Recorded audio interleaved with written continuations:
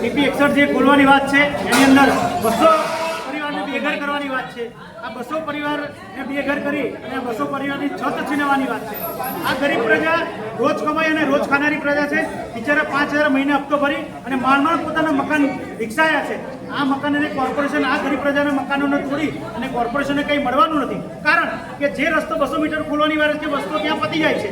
અને બીજું એક વાત કહીએ કે જે ડ્રાફ્ટ ટીપીની અંદર જો તો સીધો રસ્તો છે અને ફાઇનલ ટીપીની અંદર રસ્તો વાંકો ચૂકો કરી અને આ પરિવારને બેઘર કરવાનો એક કારસો રચવામાં આવ્યો છે, માત્ર એક બિલ્ડર અને એક નેતાના ફાયદા માટે। પરંતુ આ પબ્લિક હજુ પણ રાજી છે કે બંને બાજુની મકાનથી 2-4 ફૂટ અમે તોડવા માટે સ્વયં પણ રાજી છે।